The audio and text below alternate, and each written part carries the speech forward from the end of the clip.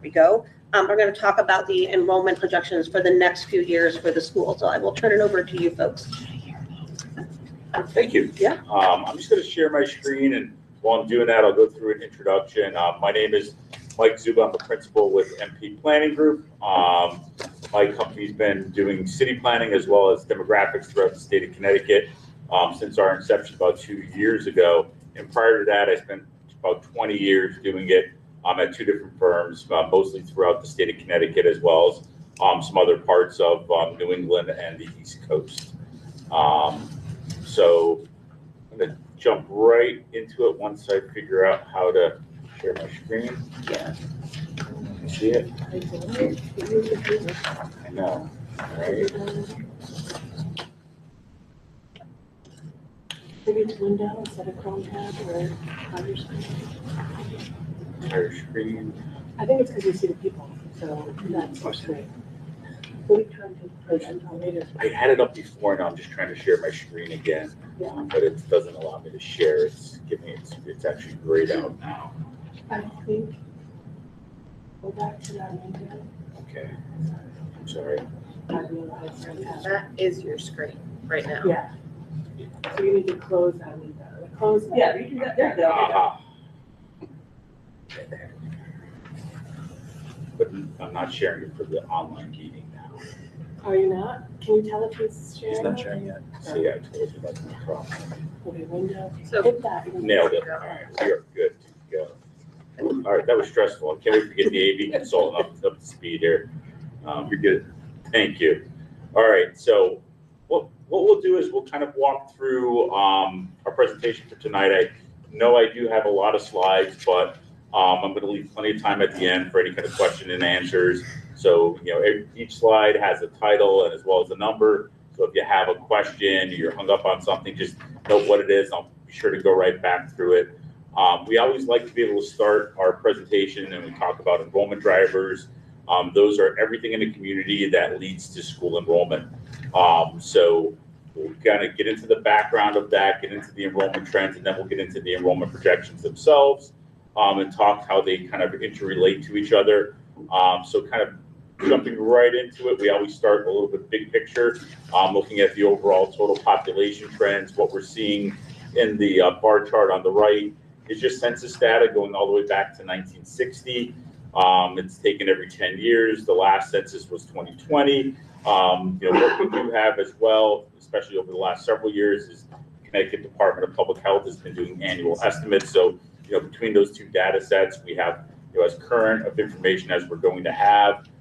So, you know, population really kind of peaked in 2010 at just below 7,000 total residents. And in 2020 census, that dipped to about 6,660. And according to the DPH, we've seen a little bit of an increase, about 1% since then, to just over 6,700 total residents within the town. Our next big data set is still kind of looking at that census data, but really kind of getting into the disaggregation of the different age cohorts. I like this little chart on the right, and let me hide the screen a little bit better. What we do is we look at the total population change by the major age cohorts within a community over the last 10 years. I know it's 2026, but having a 10-year census is really the best data for that. But it's a little aged, but it gives a good idea of what the kind of the landscape and the demographic profile of New Hartford looks like. So, you know, in this bar chart, anything that's showing green represents a cohort that has seen growth over that period of time. Anything in red is showing cohorts that have seen loss or decline over that same period of time. So it's probably no surprise to those in the room. New Hartford is an aging community. You've had a lot of growth in those residents over the age 65, especially over the last 10 years. And you know, while we had growth in those cohorts, we also had loss in those sort of the older adults or the middle-aged adults within our community, especially those in that 45 to 54 age group. We saw some of the greatest losses there, and those in the 35 to 44. And then we had some more modest growth in those that are 20 to 34. And the ACS data, which is just an estimate, it's the American Community Survey. It's just the census doing their own estimates as well as being able to get some more updated information. The median age in Hartford is in New Hartford is just over 47. Compare that to about a decade ago where it was just under 44. Taking that same data set and breaking it down, rather than looking at both males and females, now we're kind of just focusing on females of childbearing age. This is strongly correlated to births in the community, which I'll talk about on a later slide.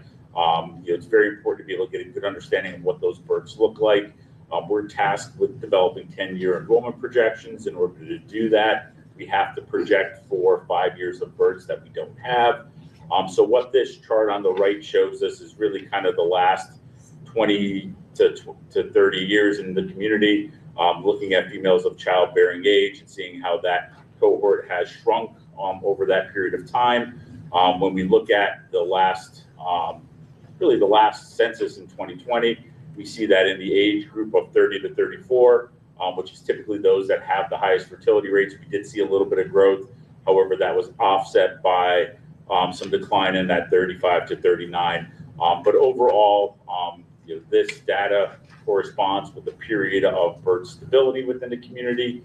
Going back to the early 2000s, we had a period of, where we had elevated births. That's also a period of time where we had, yes, please, if you can't see the screen, just move up to be able to see it so you're not just listening to the words that I'm saying as well. But going back to the early 2000s is when we had our elevated births. That also aligned with the period where we had a lot more housing starts, a lot more housing sales. So a lot more families moving into the community. There was more housing opportunities. And then we saw, really, it was the Great Recession hit. So right around 2006, 2007, we saw births kind of, really kind of drop off within the community. It was a trend that we saw really throughout all the communities that we work in.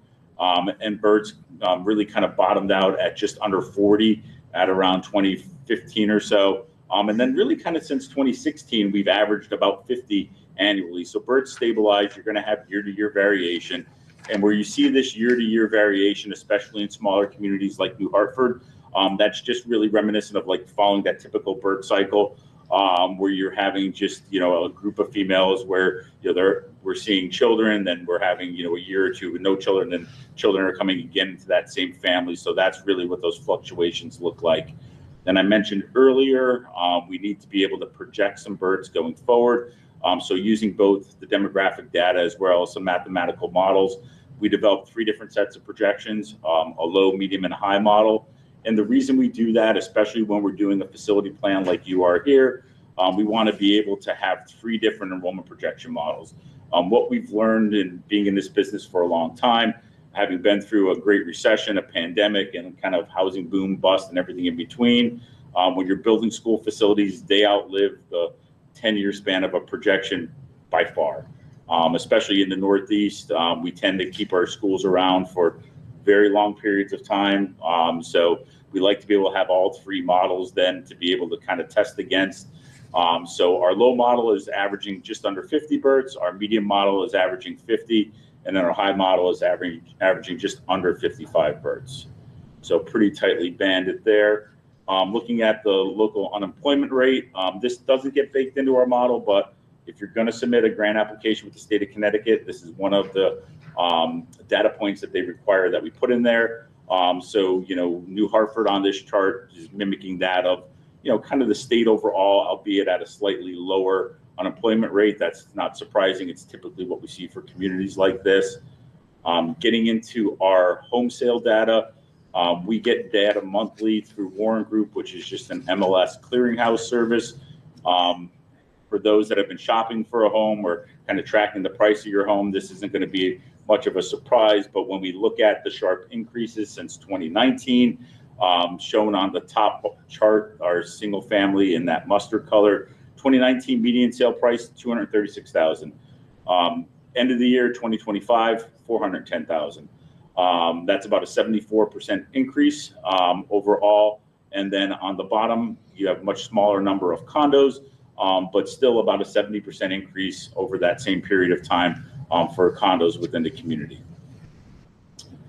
Next is kind of tracking our total home sales over that same period of time. And I mentioned, when you had your peak in births, you had a lot of housing turnover. We also had a lot more housing construction than you have today. That peak in BERTs aligns with what we have here, peak in total home sales within the community, where you're up around 120, 130 annually. And then with the Great Recession, that really kind of dropped off, where you were anywhere between 50 to 60 in a given year. And then with the onset of the pandemic, we saw, that number ramp back up. New Hartford is one of the communities where total sales didn't exceed their prior peak. With the pandemic, we saw many suburban communities in Connecticut that saw total sales exceed what those prior peaks were. New Hartford wasn't one of them, but you still had elevated sales of about 110 total in a year. And then, over the last 3 years, 23 through 25, we saw sales drop back off. We much more constrained market, little new construction, low inventory, high prices, high mortgage rates, all have led to, total sales dropping back off, but, kind of around that same area of where you were about 10 years ago. Getting into the housing permit activity, back in the early 2000s, you had, anywhere between 50 and 60 housing units built within the community. But really going back over a number of years, since really kind of, 10 plus years, you've averaged about a half dozen housing starts in town since then. So not a lot of new construction activity. Where you'll see that more kind of cantaloupe or orange color. Those indicate multifamily units built. There's only been a couple of those, at different periods of time. I believe about a dozen over the last 25 years. So not a lot of multifamily units built within the community. I did sit down and talk with the town planner as well as the first selectman just on what's been happening from an application standpoint. And we did note that there's not a ton of activity going on, but there is one pre-application where there's some discussion on an age-restricted development. I've been doing this for a long time. When there's conversations on it, nothing becomes set in stone. It's largely age-restricted in that early units. There's going to be a mix in some latter units, but due to the preliminary nature of this, it's not an imminent development. It's not approved and it's not under construction. We didn't modify the projections, and what we typically see for a mix of age restricted and market of that type, we don't typically see a lot of students coming out of them anyway, but I felt it was important to be able to note that. Also reviewed the town's POCD, which is your 10-year master plan for the community. It was fresh off the presses in January, just adopted. They did identify some priority zones for housing. For those that have been following the news in the state, especially affordable housing news, there's a lot of changes for the way things have been to how they are going to be going forward. So, within that, the town center as well as the sewer service area were identified as priority areas as part of the affordable housing study. I highlighted those on this map in blue. Although nothing has been brought forth. It's just in general, it's looking at a way to be able to enable greater diversity in housing within communities throughout the state. So I felt it was worthwhile to note, and we're noting that in each community now that legislation has passed. So getting right into the enrollment trends overall, your enrollment peaked back in 2009, 2010 at just over 630 students. Over the last 10 years, it's declined by about 7%. You've averaged about 440 students over the last 5 years. You've averaged just under 30 pre-K students annually. Your K-2 elementary over the last 5 years declined by about 3%. You've averaged just over 160. And your 3rd through 6th, your upper elementary has declined by has increased by less than 1% and is averaging just over or just under 250 students.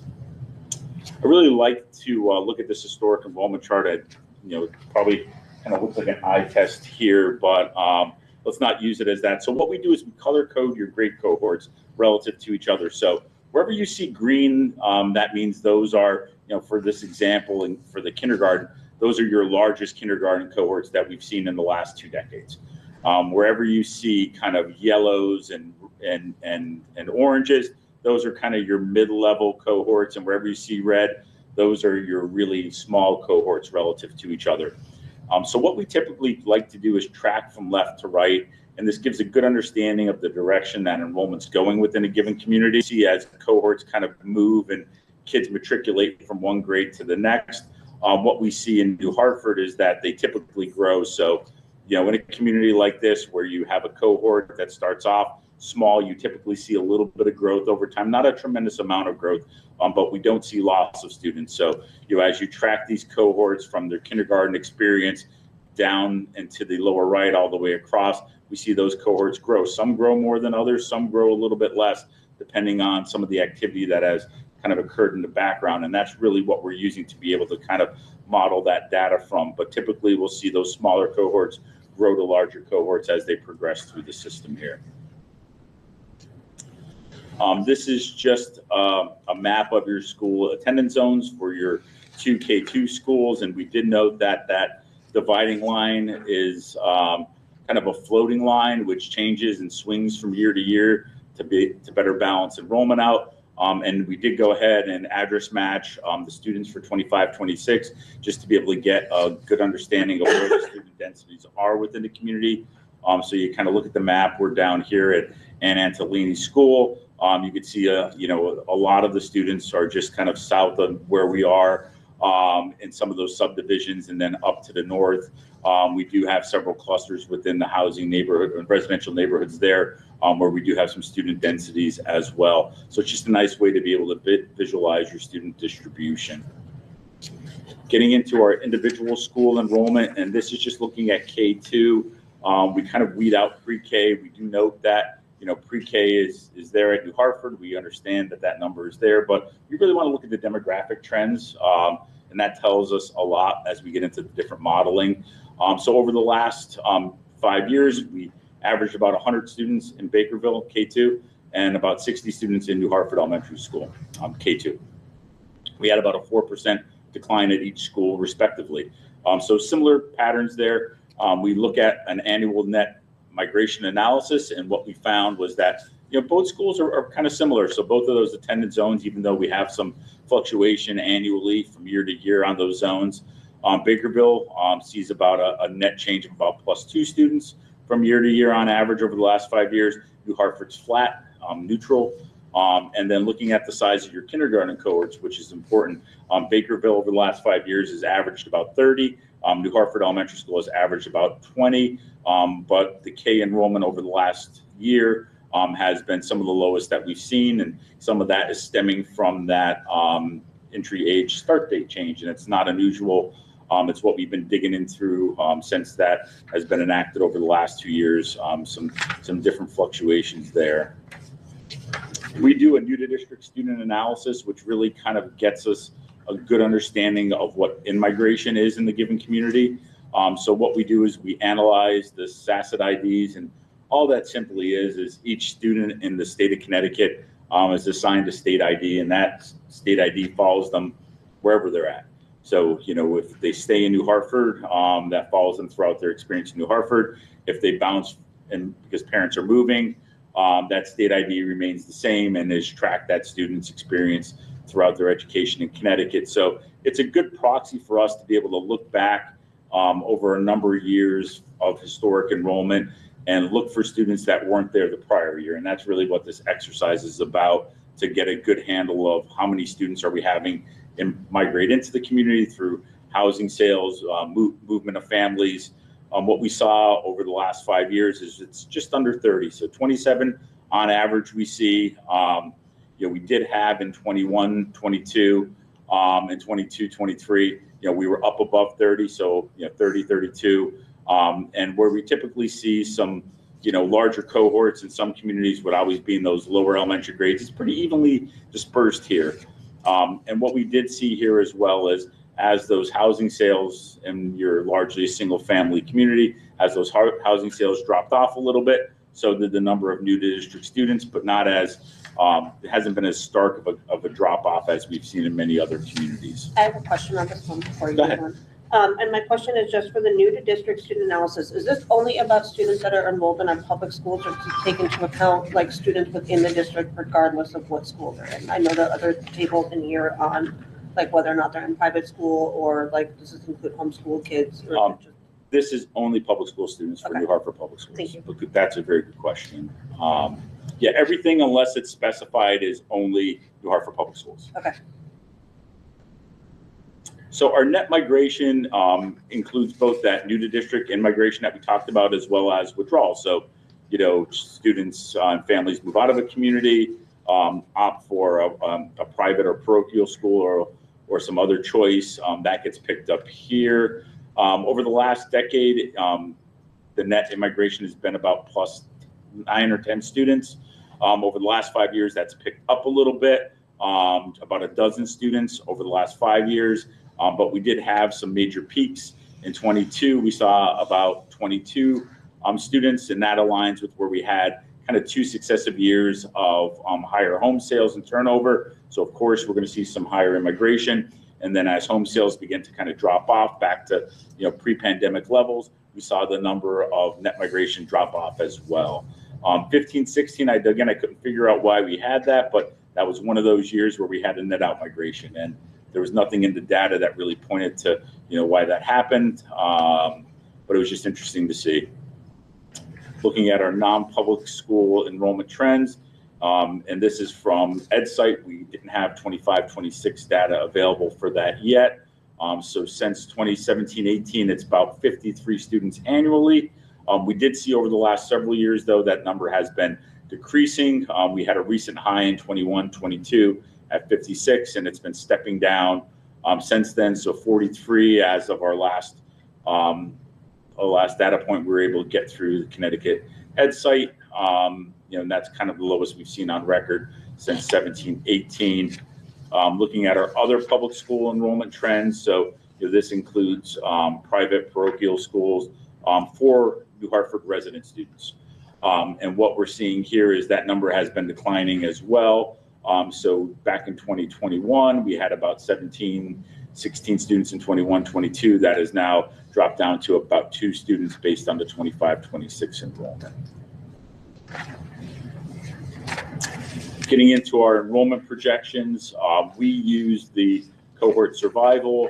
It's kind of the method that the Office of School Construction Grants, or now called the Office of Grants Administration. I'll keep saying that forever, but it's the one that if you're going to submit for a construction project, they always look for that as kind of like the base methodology. It really has been around forever, and it does a great job, especially in smaller populations, to give grade level specific data and be able to project that grade level specific data. It does work on the premise that the recent past is a good predictor of what the near future is going to look like. You know, having done this for a very long time, you know, we're able to kind of dig into all of that background information and understand, you know, what's correct in the background, what's not correct in the background, what's an anomaly. So there is some nuance to it. So basically what it says is it looks at each cohort as they progress from year to year.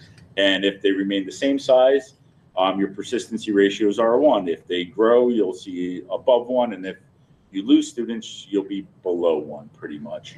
And all of the factors that we've looked at and talked about, as well as the dynamics of student transfers, immigration, economic conditions, all of those kind of get baked into it. On this slide, I'm not going to spend a lot of time on it because it is a little bit legible, but I did highlight a couple areas that I thought were important. The first is your birth decay. So, you know, typically it would always be in Connecticut a calendar year. But in 24-25, we've now kind of taken the Burr babies out of it, and you know, it becomes this new equation where it's kind of aligning with a lot of other states that we're working with, where you're looking at that September through the end of the year, kids in a given year, then going through the end of August in, you know, the year that would then be 5 years out. Basically, you're reset now where it's still 12 months of birds feeding into the system, but I think the change that has occurred has caused some, I don't know if it's confusion or just new thought along the parent community of when we're sending students or when we're not sending students. So what we've seen across the board in many of our communities in Connecticut is that our birth decay has dropped off. So, you know, your births typically 5 years ago are contributing to your K in your current year. Historically, you've been about 1.15% So for every birth, so, 5 years, or every 100 births 5 years ago, you're ending up with about 115 kindergartners. And I know I just did births, we never had 100 births, but for simple math, I kind of use that as an example. But over the past 2 years, we saw that number drop down, and in 25, 26, it actually was at 0.844, which we expected to see a much higher number, but we're getting less kindergartners from the births that we had 5 years ago. It's just something to keep in mind. It's we're seeing it as it likely working its way through the system and returning back to what that normal number would have typically looked like. But it's something to bear watching, because as demographers, we rely on trends, we rely on data. We've used birth decay off of the calendar year for forever. And then we went about this change, and we're starting to see changes in what those typical trends look like. So, something to bear watching. And I think it's important that we're doing both high, medium, and low, especially on our K projections, because that still hasn't settled in yet in a lot of different communities in Connecticut. And then the other key areas are estimates of migration. I had mentioned earlier in New Hartford, we typically see growth from year to year and grade to grade. And what that is showing on the right is that where you have a positive net migration, that means that your cohorts are growing from one year to the next. So in this past year, 25, 26, we saw about 3% was our positive net migration. So we had about a 3% growth of those cohorts from one year to the next. But in 24, 25, it was only 1.4. But on average, historically, it's been about 3.5% over any given year as you kind of track back over the last decade. I have a question for you. Yep. Sorry. I want to talk about the birth decay numbers for 25, 26. So again, just to be very clear, do you expect that ratio has anything to do with the shift in eligibility dates, that was the full, this is the first full year where people aren't doing waivers as much? And if so, if that is a factor, can you help us normalize what this looks like with other communities within the state? Is there a similar drop off that you see where I'm going? I know exactly where you're going. So I just jumped ahead to the next slide just because I kind of dug into it on that one. So we've been digging into this a lot. I've never looked at so much birth data in my life over the last couple of years of who's born in October, November, December, right? Really kind of analyzing them, what they turn into. So yeah, it is a change. What we're seeing, so kind of the gray part of the bar is entry date change. So you averaged about 16% of your K class was comprised of 4-year-olds. And then over the last 2 years, that's dropped to about 14.5%, with 25, 26 being much lower than 24, 25 because you phased it in. You were allowed, because the waiver process, you have more waivers in 24, 25. You were a little more stringent on those in 25, 26 is kind of what everybody's doing. Yep. So we see that number dropping down. So when we get into our modeling, and that's why I highlighted these, we are kind of, not saying totally disregarding the last year, but it's anomalously low, right? So we don't put any weight on that in our K modeling because we understand what has been happening over the last 2 years. So we kind of look back in history to where we see those more normal years corresponding, and we use that to be able to project our K rather than artificially tamping down the number because of the state imposing this entry date change. Thank you. I don't know how I missed that slide, but I was looking. That's all right. I have a lot of slides in here, so. But so that's something too as well.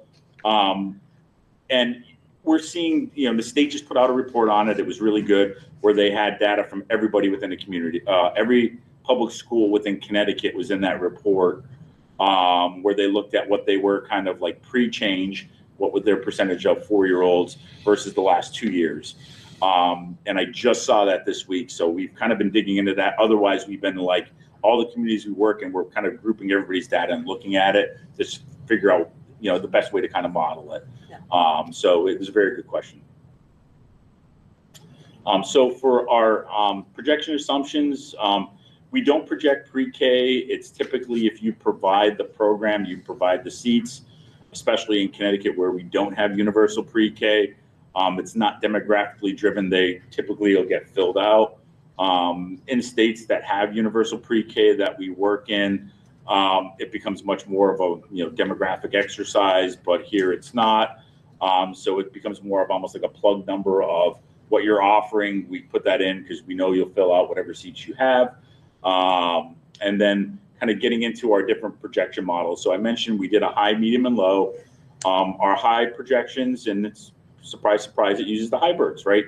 So, but it also uses higher immigration. So, what we're doing is we're modeling under assumptions that are saying, hey, the slight downturn that we've seen and the slowdown in the housing turnover in this largely single-family community over the last couple of years, let's pretend that that's just not happening, over the next 10 years, right? So what that assumes is higher immigration. It's assuming, elevated variables. So it's really kind of putting out there, like, what would be kind of the perfect storm of getting students and getting families into the community. What would that enrollment look like, right, over a 10-year window? So, it's an immigration of about 3.3%. It's above your 10-year average. So that it would be the elevated model. The median model uses the median births at 50, which aligns with your last 10 years. This model assumes immigration of about positive 3%. It's in line with that 10-year average. So even though we had the last 10 years, we've had a bit of a boom with the pandemic. We've also had a little bit of a bust over the last couple of years. And you're going to have that from year to year. That's assuming overall over the 10-year life of the projections, it's about 3% net positive immigration. And the low is more of a pessimistic model that feeds off of the lower births. It assumes that student migration is below that 10-year average, so just under 2.5%. So this is assuming, well, what if we have stagnant births? What if we have very low housing turnover the next 10 years? What would our enrollment look like? So what it does is it kind of takes our projection model, and if you're like into kind of like watching like weather and storms where you have a hurricane coming, they give you that, like, or a nor'easter for us up here. It's kind of like the cone of uncertainty. So as you're closer to the next 5 years, which is really kind of where we don't have a lot of assumptions. We have known births. We have a good handle on the housing data. We have students in seats. We don't have a huge range in our projections. So, over the next 5 years, our models vary by about 30 students. We're from 405 to about 430 students overall. So even though we have those different assumptions, the models don't vary greatly, right? As you get out a little bit further, that cone of uncertainty widens a little bit more. We have some uncertainty there for housing turnover. What's the market going to look like? And if I knew what the housing market would look like in 2033, I probably wouldn't be sitting here talking projections with everybody. I'd be, doing something different with my career, but we don't know. So we have to kind of build in those different assumptions. But what that model, what those collective models tell us is that, we have a range of about 80 students going out. So we're from about 415 to 495 total students. And I think it's important when you're going through facility planning, you kind of look at that range of enrollment, especially, how long it takes to be able to launch a capital improvement plan, to go through school construction. You're allowed 8 years in your projection horizon, but typically if you were to put a grant application in, say, this year, wouldn't be for 4 or 5 years until you had a new building, right? So you're kind of looking at that midpoint and then a little bit beyond. So we always kind of advise our clients to kind of look at all three models. If you're expanding, contracting, or just, doing nothing and just, renovating or just going through a CIP program, kind of look at that and say, do all three models, work under that scenario? What we're talking about space. But here it's kind of tightly banded, and we look at all the variables. We feel like that medium model is likely going to be the best model going forward. So that's the one that when we kind of get into our more details, we really kind of, dig into that on it. So as we're kind of looking into that number a little bit, I mentioned that pre-K is held constant at just under 40. So that's shown in that more fuchsia color on the bottom. In the more teal color is our lower elementary, or our K through 2 number. What that's showing is about 11% increase, and people are like, wow, 11%. But when you're talking about a small population, it's about 16 students, right? So it's 16 students spread out across 3 grades. So it's about 5 students per grade is what we're looking at for growth over the next decade, averaging just over 160 students. And then in our 3rd through 6th, we're looking at about a 2% increase. So just about 5 students overall, averaging 237 students total. But with anything with demographics, you have some years that are slightly higher, you have some years that are slightly less than that, just based on some bubbles and some dips in those grade cohorts overall. So then looking at our K2, like the 2 different schools, and I added pre-K back into New Hartford at that 39 number. And what we like to be able to do is we want to project out, but highlight that 8-year window so you get an understanding of what that looks like for your eligibility requirements. So within the first 5 years, we're looking at Bakerville to average about 100 students, 102 to be precise.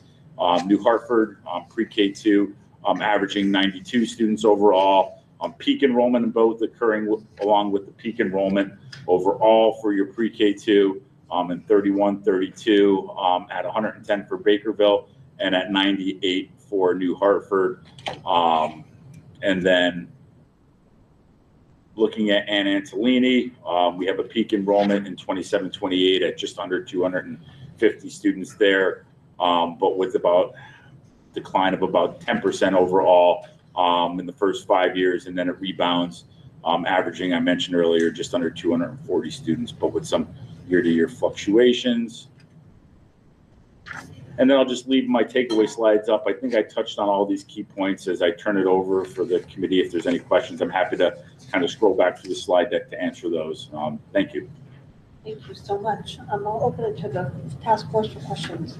Not a question per se. I think this is slide 27, because our numbers got cut off in the copy. It's the district-wide projections. Yeah. The last sentence is projected to average 437 students. Should it be 457 students? No, the average is 437. 457 on that line is the 2035, 36 number. Okay. Yeah. That was confusing me. Yeah, on that chart, I picked, and I try to do my best to label. I picked the 5, and then I picked the 10-year out number. Well, the 10-year out number is 457. Exactly.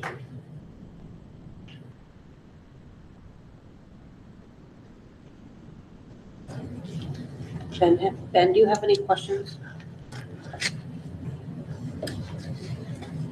I'm not really, just to be clear, the migration at 3%, that's people coming in to the community, correct? As opposed to going out?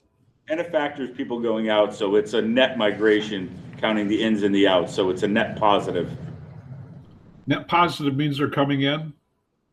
Yeah, positive 3% means we're seeing a 3% growth. Okay. That's my only question. Sure. Thanks, Ben. I just have one question about the differences between the high and medium levels of growth. If I have a question between the different, you have the high, medium, and low projections. There's a very, very small difference between the high and the medium at this point, and it does grow as you project out, but it's almost like just a margin of error at this point, it seems, with our size population. Exactly. And what we saw too, so some communities, we have wider fluctuations when we look at our estimates of migration over the last several years. We have much wider fluctuations. Here, not as dynamic. So that's why it's, I hate to use the word stable, right? But I'll use the word stable. Okay. You don't have a lot of elements in your community that are going to have big swings, that are going to create big swings.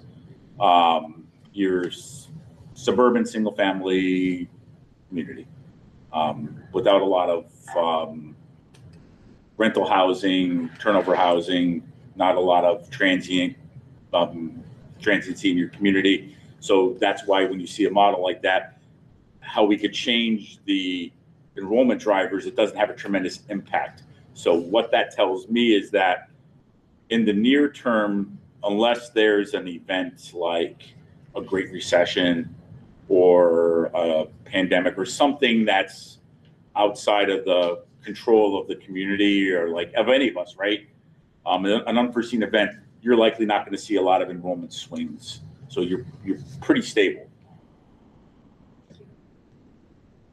I did have another question. Yep. The students that are currently outplaced now, through a, their IEP or whatever they're under, where did they fall in, are they a non-public school enrollment or other public school enrollment, or are they not considered at all in our trends here? It would all depend on how they got reported to the state. So if they're included in your trends, if New Hartford Public Schools is, I hate to use, financially responsible for them. So that's kind of the like term that we use. So if the outplacement is in a manner that the district's still financially responsible for them, they're in the number. And they probably just get, because we're not getting into the individual student level, they're just included in the district-wide number, included in the school number. So We're not, regular public school number? Yeah. yeah. Okay, yeah. If there's a placement where they're a resident and the district's not financially responsible for them, they are not in your number with the state, so they're not in my number. Got it. Yep. Realizing that there may be different service needs for students who are on IEPs, 504s, et cetera, and then looking at the projected enrollment that the state looks at, does the state factor in kind of that percentage of special education and those needs, or is it strictly just the number of enrolled students? For the enrollment reporting, it's the number of enrolled students. If you're talking about a building project, you would identify a program, and we just loosely call it like a self-contained program. That would be broken out in an ed spec as its own space, okay, so that you provide services in a room X number of square feet. You typically have in those rooms, it's typically 6 to 8 students or so. That would kind of be removed from what the standard space calculation would be. Yeah. So it shows up in that side of the equation. Yeah. In my side of the equation, it's kind of included in the number, yeah, whether you have an IEP or not. Yeah. So yeah, that's a little nuance, yeah, to it. But, okay. Yeah. With ours being 25% roughly, it's a good question. Meaningful, yeah. Yeah. Yeah.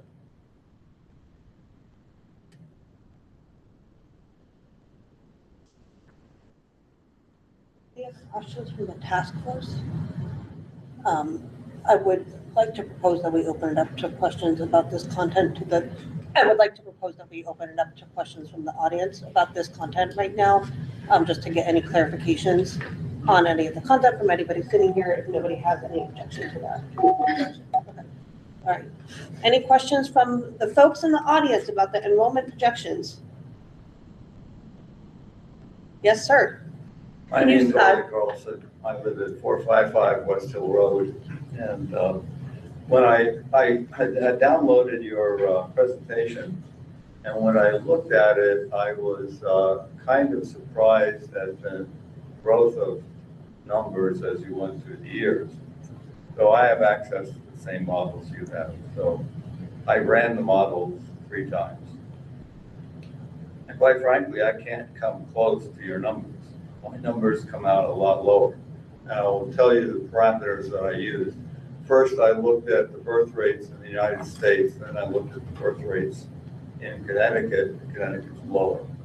And then I looked at the distributed birth rates across Connecticut, and that became very interesting because in most districts, the birth rate is something like 1.18, which was surprisingly low. So I ran the numbers for that.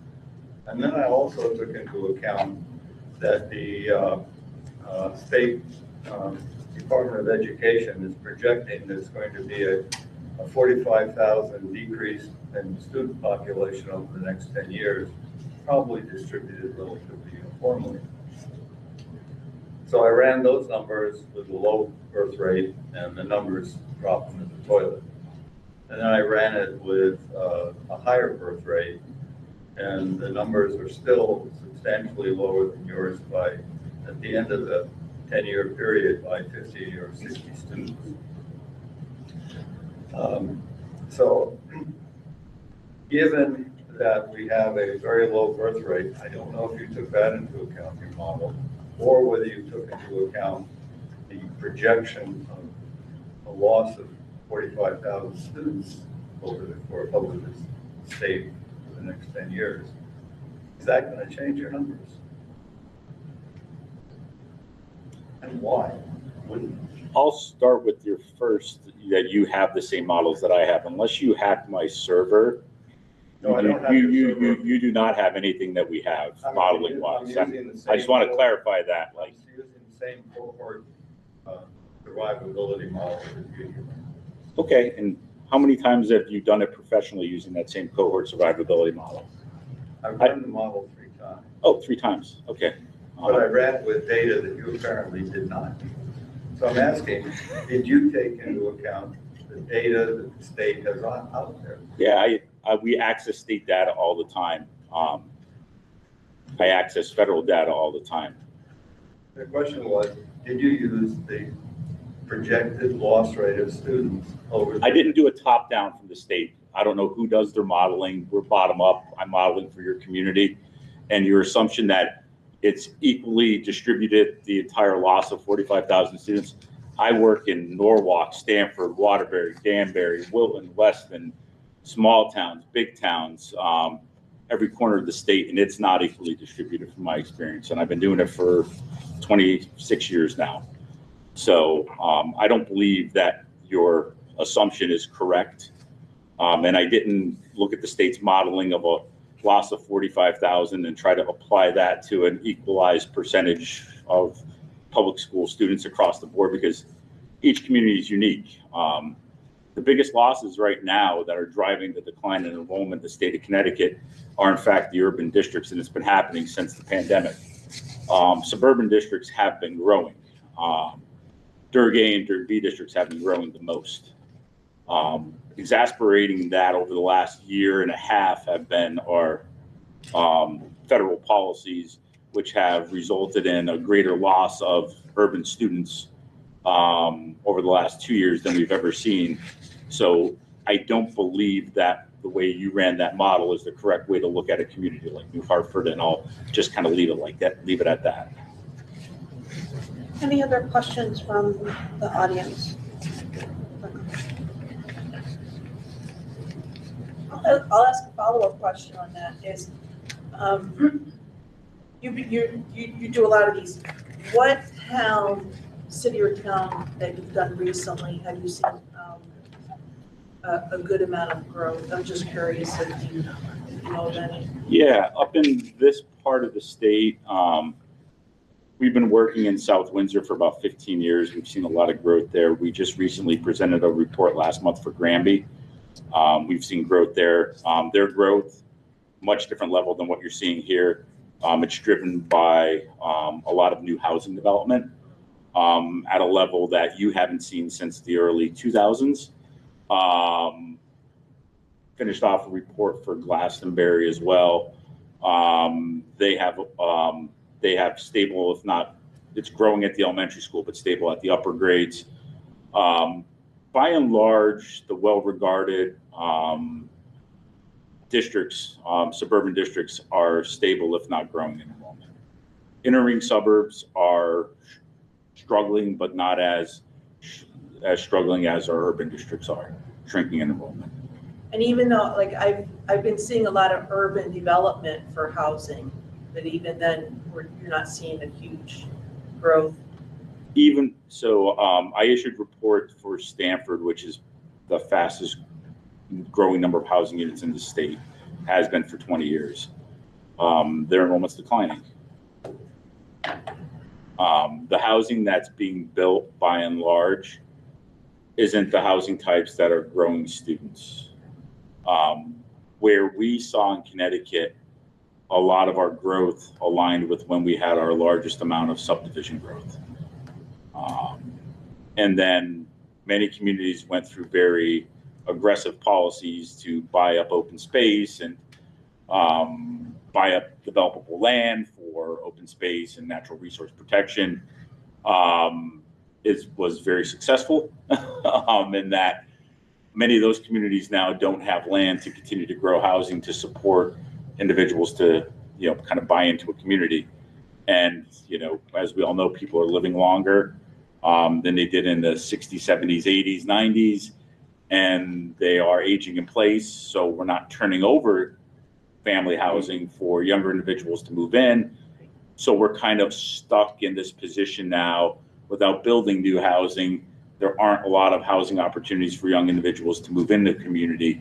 And a lot of what we're seeing is almost like a case-by-case basis in a lot of places. And we do have an active open space committee, open space preservation committee that we heard from last night, right? That they do actively pursue acquiring land.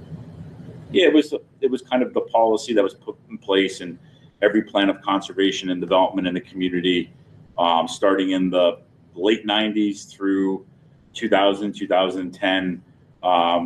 It was all about, character land preservation, and a lot of those lands that would have been turned into subdivisions, for good or bad, right? For good or bad, that's based on our zoning.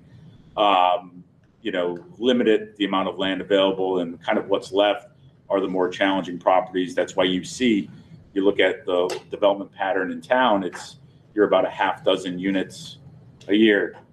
So it's hard to sustain, housing turnover and growth. Even if people want to be able to move here and come move in and start a family, there's not a lot of opportunities to do so. Right, and that project that you mentioned earlier, that's not being counted right now. That parcel of land has its challenges for building as well. Mm-hmm.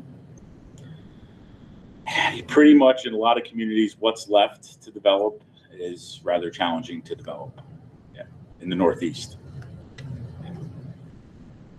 Thank you. Any other questions? Any questions from the folks on the internet? If you do want to ask a question, please raise your hand.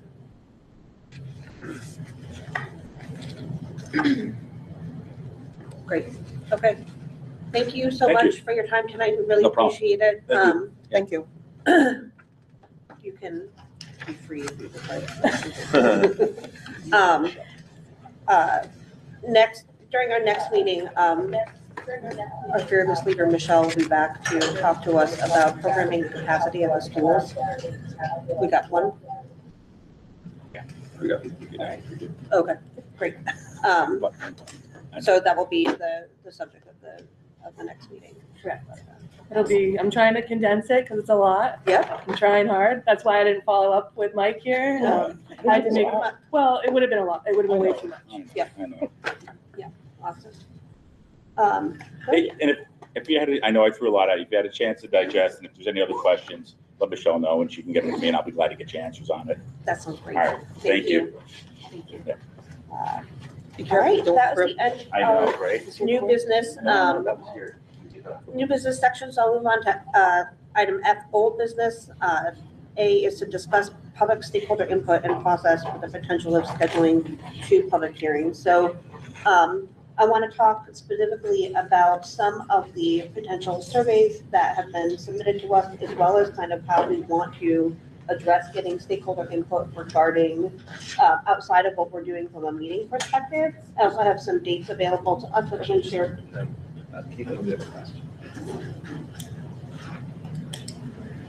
I have some dates that have been shared with the task force regarding some potential public hearings. And again, the purpose of the public informational meetings, that is really to just kind of allow people to have a little bit more dialogue amongst themselves and amongst the task force members about what they're looking to do outside of the context of these meetings after we get through some of the after we've gotten through some of these presentations when people have had time to absorb it.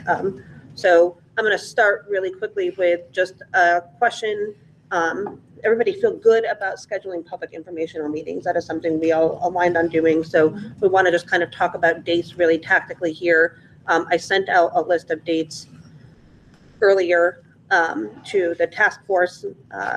My preference is that we try to focus, the dates start on April 18th and kind of run through early June. I do recommend that we start after April 22nd, or sorry, April 8th at a minimum, at which point we will have the programming capacity numbers. So all of the research regarding like the data ground will be done as of the next meeting, as of April 8th. And so that seems to me to be a good time to kind of, again, get people's input prior to when Silver Petroselli starts modeling out different scenarios that we could go on from there. And then we can get a little bit more input on like what we want to focus on, or like kind of the different scenarios that we want to see. So I would recommend definitely doing at least one in between the April 8th and April. Oh, I had that so quick. Thank you so much. And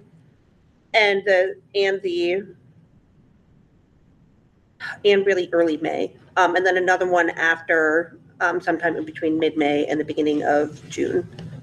So with that said, I flagged April 25th and May 2nd as potential dates. Again, focusing largely on Saturdays to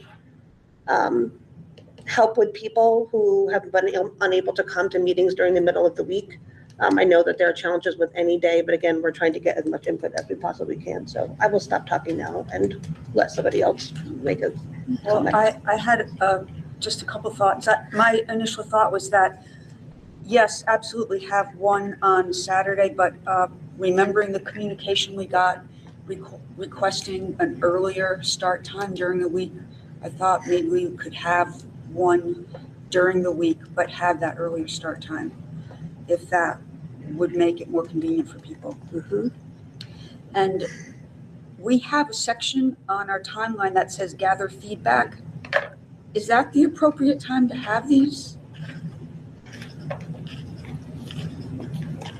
That was the same question. Not saying Nope. no to you, but that was the same Yeah. question. That was also, So different communities do it differently. I think it would be important, kind of like Kristen just said, to get some feedback before we're really presenting ideas, Okay, to maybe gather community ideas to then like incorporate. okay. But then additional feedback I want from everyone, you all, community, before we really get too detailed into some ideas. Okay.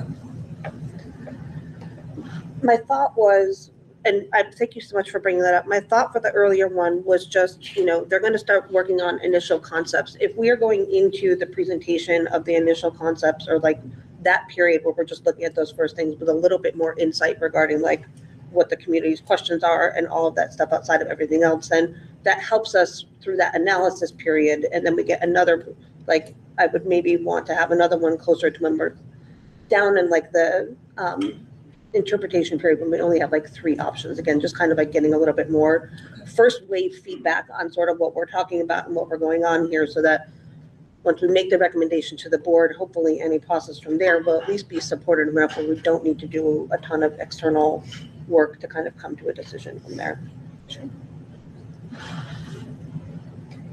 Would the goal to be then have 2? Or should we do 1 in April in addition, and then in the beginning of May, like before that May 12th period?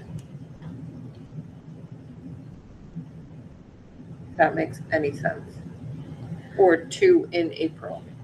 I would do 1 in April and 1 in May, probably mid-May, after the town referendum, which I think is on May 5th at a minimum. Like, just again, let's not overwhelm the town with all That's bunch what of I stuff. was.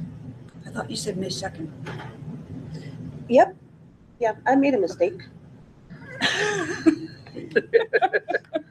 Let me take May 2nd off the table there. I think I was just thinking more about like how we want to get them done like right away. If we can't work them out in April, then like at least like May 2nd would be like the last date I would want to have the first one.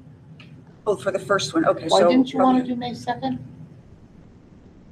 It's not that, it's just, I'm open to doing May 2nd. I don't want to, I highlighted these incorrectly. My preference would be to have one in April if we can get one in. Right. And then another one in like May. May Okay. 2nd would be like the last April date, I guess, if I'm Okay. putting it in quotes, because there's some complexity regarding, like there's school break in the Right. middle of it. We're gonna have people that are being out of town. If we don't have a quorum available, like if there were not enough people who could be available from the task force on the 25th, I would be nervous about scheduling a meeting during that day. So that was one of the things I was just trying to consider. April 25th, I'm not available, but I don't know that we would need a quorum if we're only just hearing input. We're not making any Yeah. motions. Yeah. So, but still, you would want as many people. Yeah, I would want as many viewpoints there for the hearing, again, to kind of go, because I'm expecting it to be more engaging. So as long as we have a good representation around the table of like different stakeholder groups and so on and so forth, I would feel comfortable with not having a quorum. But if we can schedule it so we can have as much attendance as possible from the task force, I think that's important to hear everything firsthand. Can I jump in for a second? Yes. It seems to me that, while we want to get some feedback, a lot of people are going to be wondering, like where we're headed or what we're thinking. Not that we've made any conclusions, but here's kind of where we're leaning a little bit to give them something to think about. They're going to want to know what we're doing. And right now, what we're hearing is all we're really doing is we're collecting some data on demographics and what have you, and we're listening to them, to the public. And I just wonder if people are going to be saying, you didn't really tell us anything. You asked us, but you didn't tell us what you're thinking yet. That's my input. Yeah, I understand the concern, and I think that's valid. For me right now, I'm really trying to take in as much information as possible before I even really think about where I'm leaning or sort of like what I think is best, because I'm just one person sitting at this table representing several demographics, but I'm still just one person. And so what I think is best will also be influenced by what people in the town are advocating for and the questions that they're asking, and sort of like what,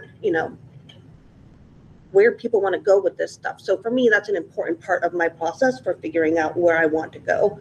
I understand people might feel differently about that, but I would want to be careful about having the informational meeting without saying, just not having a direction. I mean, if we're concerned about that, that's fine, but I would be uncomfortable having a direction by the beginning of April. I think Ben's point is well taken, and if we wanted to have a public information session on a Saturday to accommodate people who couldn't come during the week, it could include a brief overview just of the facts of what has been happening, and just approach it that way, and maybe just have one of those sessions in the near future on a Saturday. And then when we have more information and more direction, have the next one. So I think Ben has a good point there. Can I add to that? So on the 22nd, my plan was to present on some site analysis, because that's pretty key, not included in programming exactly. And then I could present initial options. Not necessarily cost tied to it, not a lot of work, but the various options that have potential. And then if a meeting was following that, people can hear those options, and whether we have them vote on it or have some type of interaction on that. So there's not a lot of, it won't be tied to cost necessarily. I mean, I could do a rough cost by then. It can be rough cost. Right. That's, Let me say this, when you're considering April 25th, I've been told that's also opening day for baseball. I've heard And that. a lot of parents will not be here, will not come, because they're enrolling their children in baseball, so they will not be They have to attending. enroll their children that whatever day, they or do. Sign them up. anybody Sign know them up. what time baseball starts that day? Opening day for baseball is games. All day. Yeah. It is all day? It is all day. My son was refusing to sign up, so I did not go down the rabbit hole of how much time that was going to be. So you might want to, instead of April 25th, consider May 2nd. And while we're deciding who is going to be hopefully showing up, we cannot forget the older people in our town. Right. That do not watch this presentation on their laptops because they don't own laptops and they don't know how to use them if they own them. So, So somehow we have to get the word out to the elder people in our town, of which unfortunately I am a member. I always know what's going on. yes, you're absolutely right, Penny. Yeah, we have to let them know, somehow we have to tell these people that don't do QR codes, they don't do computers, they don't do laptops or iPads or iPhones, that we're having this meeting, because this is their money also. Yep. We are taxing them if we plan to do, no matter what we do, we're probably gonna be taxing them. And we can't tax them to death. Yes. Maybe we can have Kara DeSantis help us with that. Possibly, Yes. but we have to get the word out. I mean, they're not on Facebook, these people. So, and Most of them are.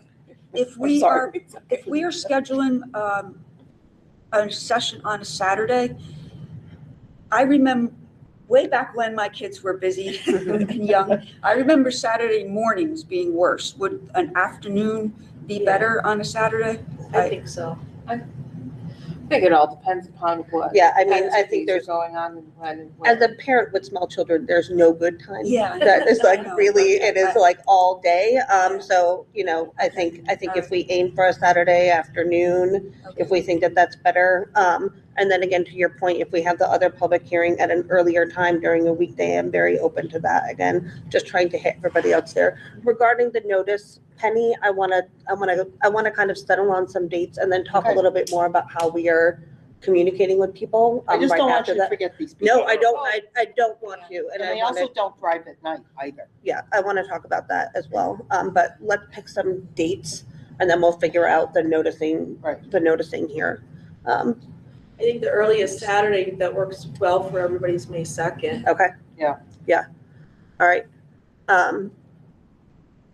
So we'll plan on scheduling the first hearing on May 2nd. So we can also, I mean, we can set a tentative date for the second one if May we 2nd want. afternoon. May 2nd afternoon. How does that work for you parents who have children that play sports? Anybody? 50-50 chance. I know a lot of baseball's on Saturdays, and for us, soccer's on Sundays, so I know. Yeah, it's all, It's roll of dice. Is there any better time than 9 or 10 o'clock in the morning? I'm already looking at, I need a babysitter that day anyway for my kids, so. And then soccer's on Saturday after 12 o'clock. Oh, okay. yeah, It's thanks. too bad you don't play lacrosse. That's even a better sport. Parker doesn't have a team? Come on, I need your coach. All right. So we'll aim for that. And again, just trying to do what we can here. So first one, we'll schedule for Saturday, May 2nd, in the afternoon. Let's take a look at what we want to do for the second one. I agree that doing one in the middle of the week earlier seems like a good one, although like early is like 5:30. Sure. As much as we can get done there. So let's take a look at dates there. I'm probably aiming then for the week of May 20, either like May 19th or May 21st. So to my knowledge, those two dates do not conflict with any board meetings that are on the town that people at this table might need to be with, might need to be at, and it's right before Memorial Day. So hopefully Well, there won't When be is too many. Memorial Day? No, the 21st and the 19th and 21st. May 19th is Board of Selectmen, Oh, I thought I checked that. right, Dan? May 19th, Board of Selectmen. What day is Memorial Day? Is that the 25th? What is it? Memorial Day is the We're on the 25th. Yeah, 26th? so you can't do it then. Okay. I suppose you could, but So the people might not be home. 19th is good. The 21st is not good for me, but I could, if I needed to be here, I could be here. Any other comment? Do you I have, agree with her. okay, 19th is okay for you? All right, how's everybody else looking on the 19th? That's fine. I'm in the same boat. On the 19th too. All right, I think we changed it because it was Memorial Day, Oh, okay. right? all right. So we'll plan the second one right now for May 19th At 5:30? at 5:30 PM. Okay. What time on the 2nd? in the afternoon is what I have written down. How does everybody feel about, let me start with 2 p.m. So early enough and the day should be late enough that people who have concerns about driving in the dark, I was thinking more like 1, but we whatever. can do 1, 2. A little bit of gap for lunch, but 1 I was p.m. thinking 1 too, because for any parents that have naps time coverage, it's get them down for a nap, get a sitter and go. All right, It's easier to get out. great. I will confirm those dates with Christine. Thank you all for that. And again, the purpose of that is just, it is a public informational meeting, not a hearing. There's a legal implication for that, so just want to make sure that there, and hopefully we'll have more dialogue. The purpose of that is dialogue. Great. Moving on to stakeholder input. So the second piece of this is really talking about, again, how we are reaching out to the community, getting their input, what format we want that to take, to your point about getting, we've got good coverage for digital folks. We don't have good coverage for people who are analog right now. We also want to talk about how we want to collect data versus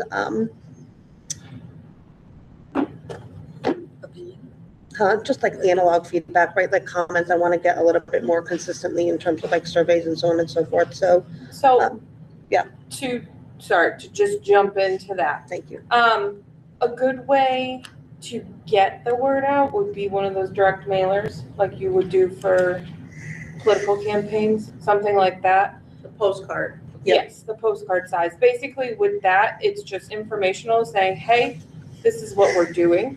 This is a brief description of what we're talking about. These are going to be the meeting dates available and the times now that once we really concrete those in. Yep. And then if we were to do a type of survey, now obviously we are going to need to do something with pen and paper. And so if we were to compile the different types of questions and information that we would want, I know Michelle had sent us some sample things. We can really look into that a little bit more and create something and then have like a Dropbox, like on your way out, if you could please do this so we can gather input and go from there. I think that would be a good way. And obviously they would just be anonymous. That way you just fill it out and put it in a box. And then obviously we'd have to go through them and analyze. You need a Dropbox like after our meeting. Mhm. Well, What stops somebody from filling out more than one Nothing. with their opinion? And then you counting that as, Right. So there is going to be error. I mean, the same thing would happen like if you were to do like a Google form. In a way to try and keep it as anonymous as possible, like anything with school, you can put your email in. And so then you would know like obviously who did it, but if you kept it as anonymous as possible, you do risk people doing it multiple times and Yeah. skewing your results. I'm very So- uncomfortable with something that's fully anonymous for that reason. We need Yeah. to have some kind of log to make sure that the responses we're getting are valid in some way, shape, or form. I think this is I don't know how to do that. What I would like to, and again, I don't want to, we should continue talking about this here, but I do think that there are some things to consider with regards to developing surveys in terms of what the questions should be, the format of them, the distribution. That is a little bit naughty for us to kind of like work out here. So I did want to recommend that we form a subcommittee for working this through so we can make a little bit more progress on that, both the survey design as well as the distribution. So before we get to that point, Yes, I think we need to be clear on what the purpose of this survey is, because I was thinking about that. Yeah. Seeing that on the agenda, and it seems to me the only thing we can really ask for right now is to solicit opinions on existing facilities and what their level of satisfaction is. I mean, we can't measure speculation at this point. So if that's what we want, I mean, I was trying to see, I don't, it's good to talk about how to do a survey, but we need a purpose of what we want to measure before we think about how we're going to do it. And So if we want to know how people feel about the existing facilities, what their suggested, I think suggested enhancements was one of the terms that was used in one of the samples, that could be valid information, but we're certainly not at a point where we can ask people to consider potential recommendations, Right. you know, Totally. so Totally. that's, So maybe what we would consider is at that second meeting, Michelle, when did you say the rough options? I can have that for April 22nd. And so maybe, well, if we have that for April 22nd and we have like the rough idea of directions of where we could go, we would have some information for May 2nd, which could kind of help get that public input as far as what they're feeling, leaning towards. Obviously, it can be wildly everywhere, but I was thinking differently for the stakeholder feedback, and I would want input again before we start narrowing down options in terms of just like really more like a values one. So one of the examples that was given to us was this Monroe Public Schools facility survey. And it's just sort of like, again, like how do people think about like the various needs, right? Like would you want like your students like mix in with grades? Like what kind of programming do you want in the schools? Like what kind of things are important to you in terms of like the building logistics or transportation logistics or all these other kind of things? And again, this is why I think like we want somebody to take a couple of stabs at the survey, but just to get that input from people regarding what they think the school should be providing within our town, within the context of everything we have going on, finding some way to collect some sort of scientific data, like the pulse of the district, to help us figure out, again, out of all of the available options here, which ones should we be focused in on with the highest confidence that if we focus in on those options, we are doing what the town is hoping to achieve. to some of the points that you just mentioned, I would refer to the district survey that goes out to families, because some of those are questions Yep. that are asked of us as far as programming and different things like that. So I would hate to do redundant questions, for lack of a better word. Yep. But maybe it would be necessary to have some of those same questions asked. Well, those questions also only go out to people who have children in the schools. Correct. So even So at we a would minimum, need you know, to- like, of course, we should use any data we have available. I don't want to be duplicating work, but Right.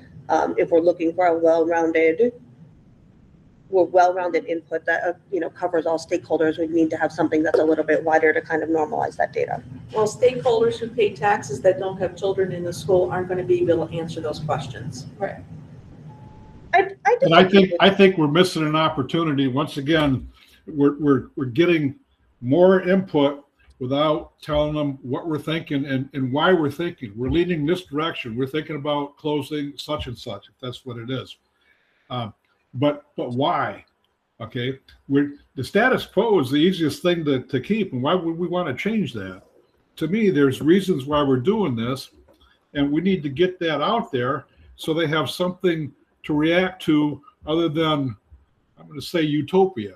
You know, we're missing the boat if we're not providing the leadership that's expected of us if we don't give them something that we're thinking about that are somewhat concrete but nothing decided.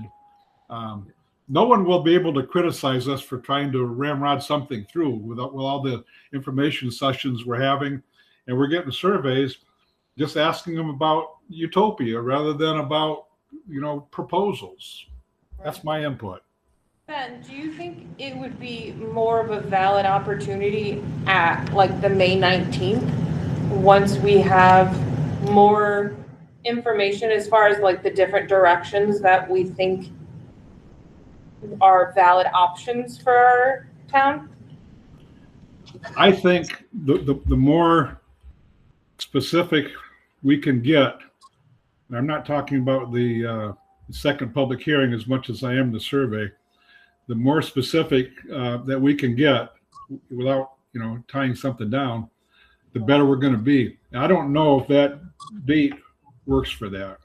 I just have a hard time seeing us having them discussions and debate and back and forth in the next 2 months, and then survey people on what they think. Are you crazy? Are you whatever?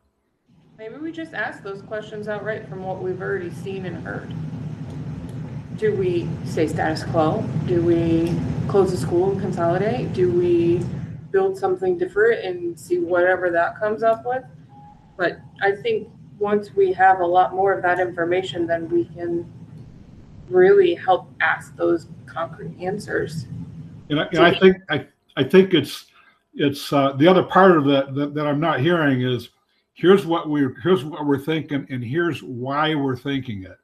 Because some people might be amenable for something if they see that they're going to have more choices for their kids on extracurricular type things, or a steadying of the mill rate, or the other side of the equation needs to come in, other than what do you like. Right, and why? So the reasoning for each direction. Got it.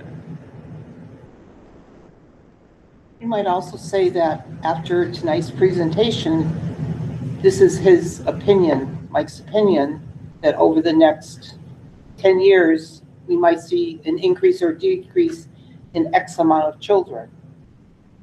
Right. Because they're we all don't have projections, apartments, we don't have multiple family housing, we don't have big apartment complexes either.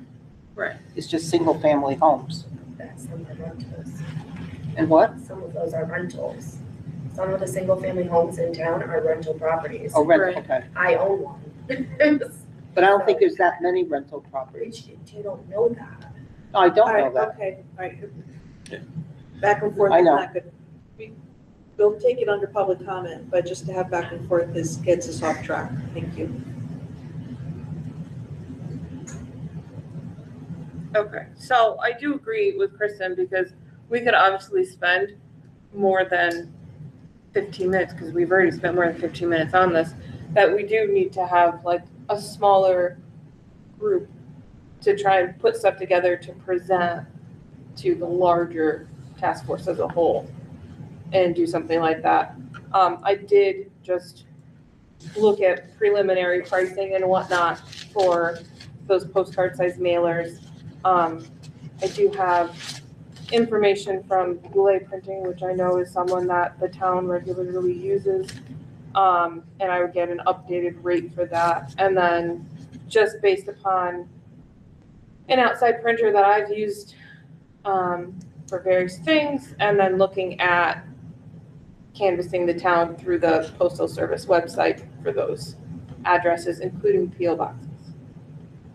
And so that's something that can all get put together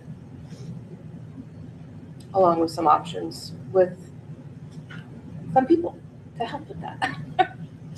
Is it possible that you could call WZBG and talk on their radio station? Really, Penny? Really, On the Kristen? radio? Yes. You I want can certainly call them and try to like start a dialogue. I'm happy to do that. Because I think, I don't listen to that station, but a lot of other people that I read about on Facebook are listening to it all the time. I signed up for this, so if that's what we think that we should But you do, I'm signed very up for happy to. You wanted this job. We could also put also in the paper, we could do that also, like the notice for it as an option. Mailers, obviously putting it in the paper is a free cost, and then the mailers have a cost.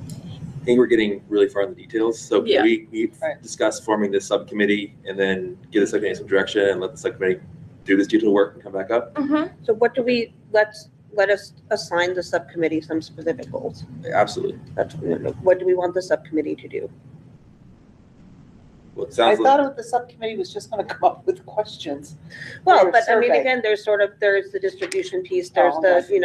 I would Gotcha. assume, like, so I'm not sure it's not a motion, but my general direction would be, we have a line on our planning, gather feedback, community meetings, surveys, presentations, TBD. at a high level, tasking the subcommittee to figure out what, when, how, why, and budget, and come back on that line. That sounds great. Does that fit with? Between the 512 to the Yeah, so 527? what I was thinking, okay, so preliminary options on the 22nd, then we meet again on May 13th, and I can have a lot more detail, the whys, all the, all of that. I imagine there'll be debates, discussion, and often, I'm gonna come in with somewhere between 6 to 10 options. Some of them you might be like, get it out of here right now, and it wouldn't be worth putting on there. Like that Monroe one, we had about 8 options, and when they surveyed, it was down to 2, that the committee kind of whittled down. But not to say you should be incorporating the public to whittle it down.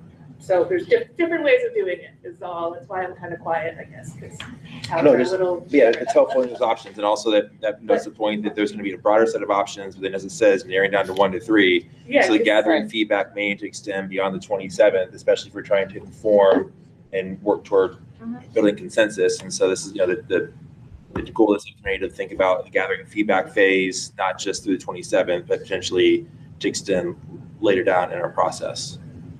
I think we ought to hear those options and weigh in on them before we announce the survey date. We can start working on the survey, but I wouldn't be working against the date when we really don't know what we're thinking about doing. Putting plans together with exact timelines and what goes into the survey, a little bit TBD based on how things come together here. Yeah. Yeah. I agree that, I do think that the work to figure out how that would be activated should start now, Yeah, even if to be we ahead. don't know what Here's the final the rough content plan, of the and survey then we was can, anyway. yeah. It just, again, if we're all volunteers and Yeah. we need to, go through 1 or 2 iterations of that. Yes. You've got a thought. Well, we could also do email blasts for the town. Mhm. Town people have signed up for certain things. We can make sure we put stuff in there too. Absolutely.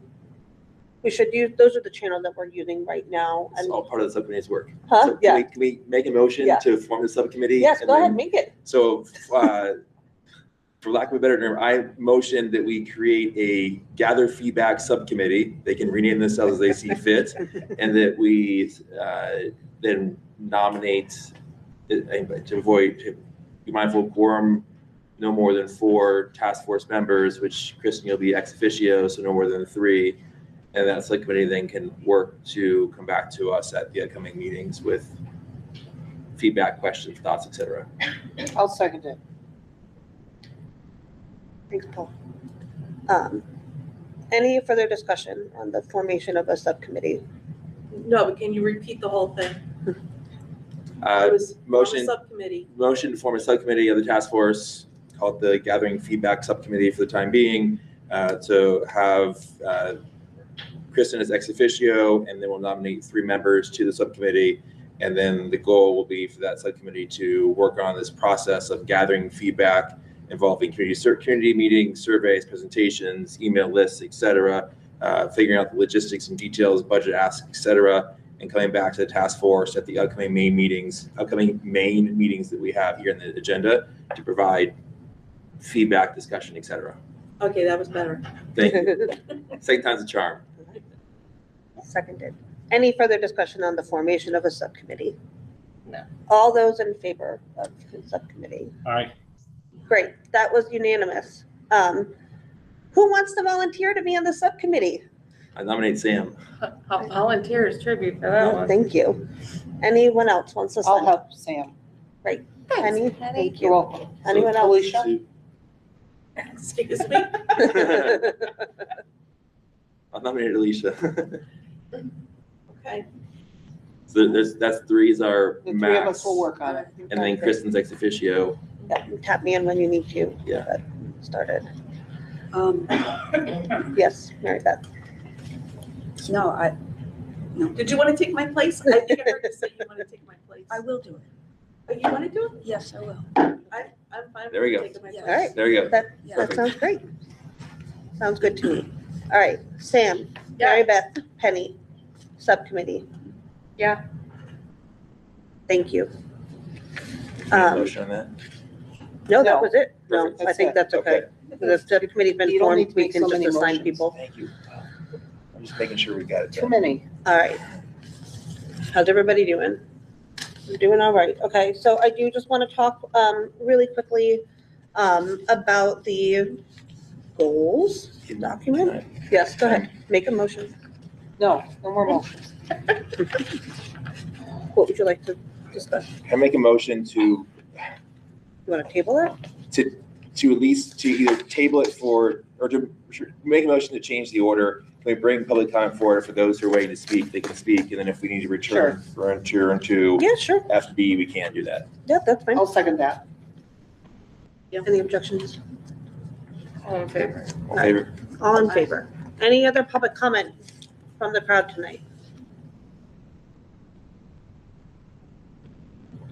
Wow, okay. We gave you your chance.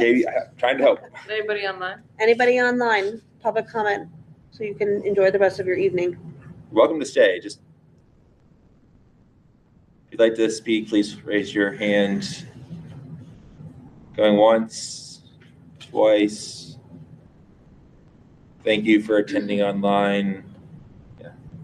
So I guess I have a question. Sorry, Taylor Johnson, It's okay. Gillette Road. Can you say the house name of this? Because we have to look it up afterwards. Sorry, the house number. 182 Thank Gillette you. Road. Thank you. So the study that he did does not represent any home sales in this town that were off market, correct? So it's all based off of the MLS, is what he was saying. Along with the rental properties. They base them off of multifamilies, correct? So there is single families in town that are rental properties. So how are we adding those to our numbers properly?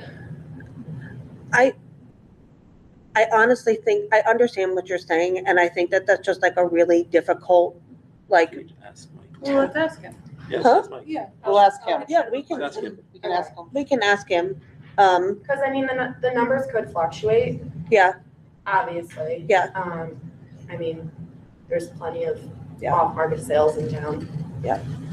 I don't, just like speaking off the cuff, and we will absolutely follow up with him. Like I could foresee some challenges to just finding a like reliable public data source for that. And then I would also say that unless there is a data source that says that off-market transitions are happening with more frequency than they were at any other point during the time period that we've been looking at, it almost is like, it doesn't matter quite as much if that has always been true. Yeah.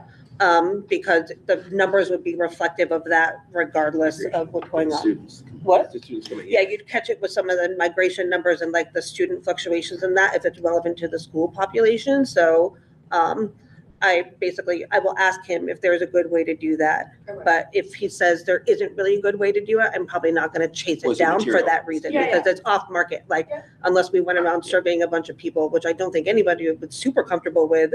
Like who's living in this house? How long have you been here? Like when you plan, like do you own this property? That seems like The deeds are recorded, but. What? The deeds would reflect. But how would not you, for renters. how would Not for you, residential, how would yeah, you for know sale. though if it's off market or done through a realtor? He said- That's He said- the he point said that I'm M- Yeah, he making. said Yeah, MLS. So the the MLS deeds- the only deeds would- reflects, Yeah, the listed sales. House sales that are on the market. Yeah, so like a private So, sale would be a okay, deed yeah, transfer. exactly. But it has to, doesn't it have to get It would. posted in the town? Or We- through Yeah, but the that's not assessor? where it's drawing its data It's from. right, it's always right. So you're correct and they're correct. It's pulling MLS data. Right. Is there a better possible source of actual deed transfers to reflect all sales?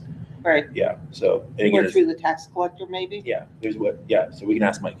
Yeah, because it seems like what she's getting at is more of how do renters affect this number? Let's, Well, essentially, yes, but like we just purchased our second house off market and so you would never know that. So, I mean, and if I didn't push our son through school this year to kindergarten, he would technically be next year because of his age. So, I mean, that falls into play. So you would never know that. Like, essentially, he would be recorded as next year, but we put him in this year. Well, yeah, and he adjusts to that, the difficulty Yeah. of this transition Yeah. phase pretty thoroughly, yeah. But yeah, so like essentially any off-market sales could have people in there Yeah. that you don't know about. Yeah. Right? Have kids in there that you don't know yet. I mean, none of the numbers are perfect, right? Yeah. Like, and that is always going to be true. And I think that, that's true for any number that we're looking at, right? We talked a little bit about this when we were looking at the facilities presentations. I know it's like, well, how much would this cost? And how much would this cost? And it's like, well, for me, like those numbers are like, you want to look at them in a relative way as opposed to like anchoring on like it's going to cost $600,000 for us to fix this one thing, because the reality is we're not going to do that project right now. We're not going to maybe do that project for like 4 years if we did get around to doing that project, at which point you need to go out and bid and take into all those other considerations. So like they're really about, again, understanding the relative costs of our options moving forward. I would say the same thing with the enrollment projections. There's always something that you could probably like look at and say, this is not good or not great. But this is the baseline. This methodology is the baseline for helping us understand our grant funding, which is an important one to use. And again, it's just helping us tell the story. And I think even if we're not catching all of that, the fluctuations within the enrolled student population, like can kind of cover off on the off-market part because it's not tied to home sales. And then I think, the trend line was like pretty clear. So that makes me feel a little bit more stable. Like even if we're looking at like the max swing 10 years out, it's like, I would say it's probably like 3.5 classrooms worth of kids, but like spread out across like 6 grades, right? Like that's sort of the way that I'm thinking about that. That's the max that we would have to figure out from a capacity perspective is like 3.5 classrooms of swing. So again, just relative numbers to help us kind of figure out what we need to be planning for and how to think about that. No, it's not a great answer, but it's the real answer. No, it's fine. Yeah. I just figured I'd ask. Any Any other public comment? All right, No, that's right. close it up. Goals. You want to table the goals then? Or does everyone have any like initial thoughts they want to share after the review of the goals? So I just, we kind of have two things. Yes. Right? We have the sample goals, that was this executive summary, right, from Montoursville. Yep. And then we have this matrix that Michelle's put together, a loosely based matrix that she's put together, Mhm. right? So I liked parts of both of them, but there's parts that I don't like from both of them. Mhm.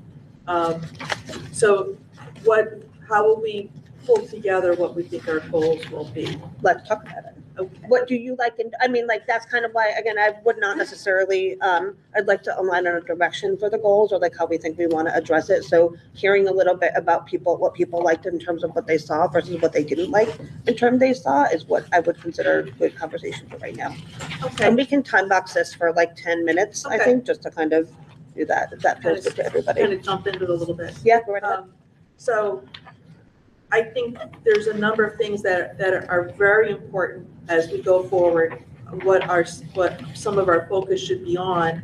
And that is, under the Montoursville, I really like to develop fiscally responsible solutions that address costs of capital projects, transportation, staffing, and operations. I mean, that's one of the main things why we're here is we realize that there's some problems with funding our schools. Mhm. So let's figure out there's a better way to do this. I also really like to address safety and security concerns. And I also really like to improve the efficiency and consistency of resources and continuity of educational delivery. Because I think with the two schools doing K through 2, we've lost some efficiencies there, right? So that could be something that we really should really consider as we go forward with what we want to do. On Michelle's, and there was other ones that I liked too, those ones I really liked. Michelle's travel and busing, that is something that we have to consider, what the costs are and the length of travel. And again, security and operating costs, I think those are really important. There's a lot of kind of redundancy with like curriculum alignment, academic achievement, child experience, staff experience, socially and emotionally. There's a lot of that stuff that I don't know we should get into too much of that. But that might be where our surveys are helpful from parents and staff. And like I said, there's a few others, other ones that I like too, but those are my main goals in focusing. How to improve how we deliver our education in a more efficient manner, not only cost-wise, but within the cohorts themselves. And security is a concern.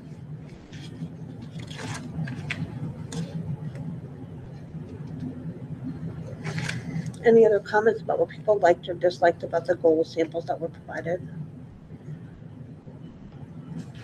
In general alignment with Alicia. And I have a question on the matrix, Michelle. Sure. How would that work? So the more points, so we have a criteria and then we rate it how important it is, 1, 2, or 3.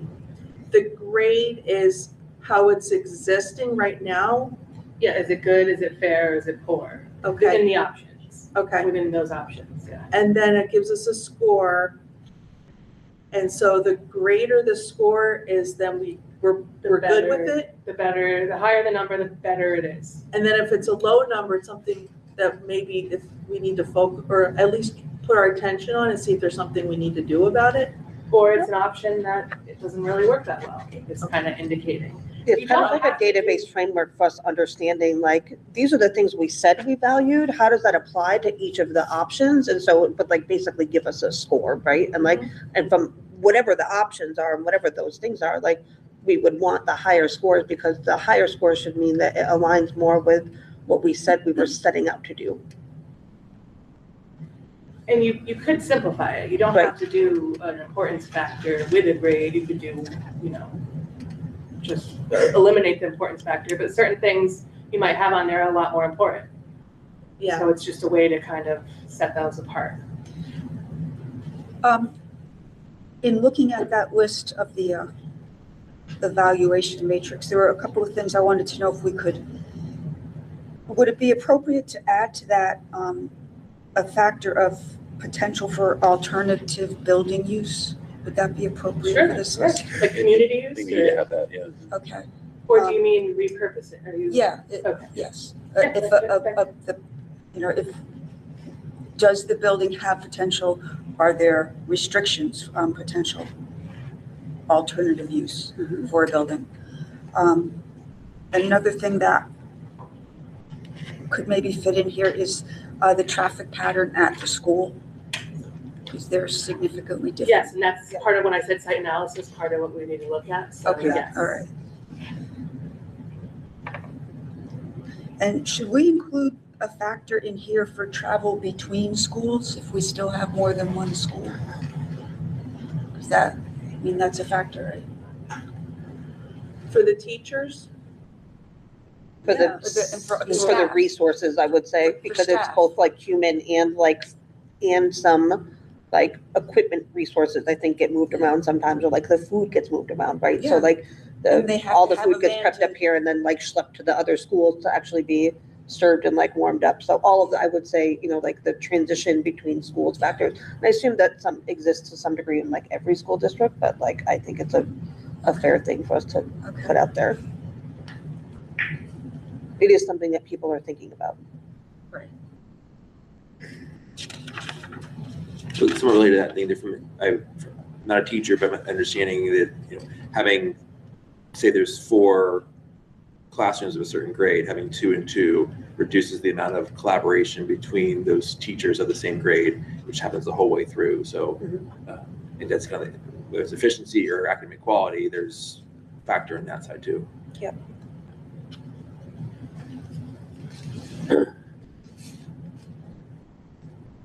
that could be like instructional grouping. Yeah. It's on that sheet listed like that. I could fall into that. Yeah.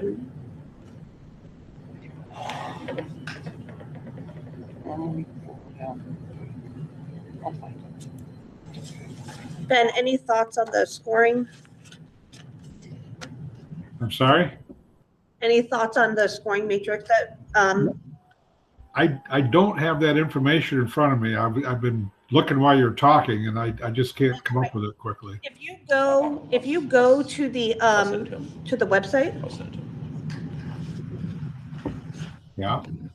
And scroll all the way down to the bottom, there's a section called documentation reference, and then right under January 22nd, there is a link called goal sample. Oh, okay. All right. And then Michelle's, I Yeah, I think, came sent from an email. Yep, and Michelle's had several in an email, that to you, that's called, sample surveys. I can't make it.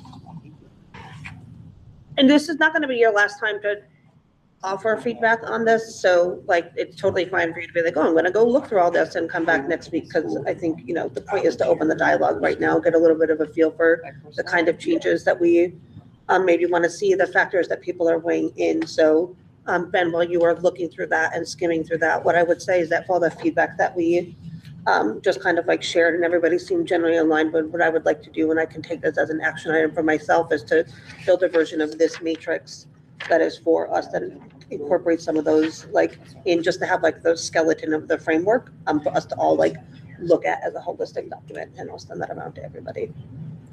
Feel good? Okay, great.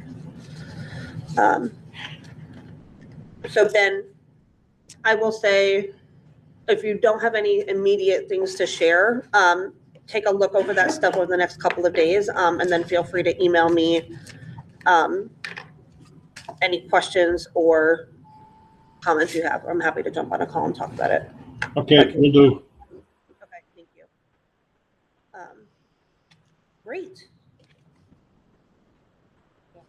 I have one more question. Go ahead, ask away. I'll go back to the subcommittee. Yep. How much do we work with you? I'm happy to help you as much as you need. So, because it looks like you did these surveys for your other clients. The only one I physically did was the Monroe one. Okay, all right. So, I can facilitate an email introduction in case you want to tap Michelle in for things, and we can work it out offline.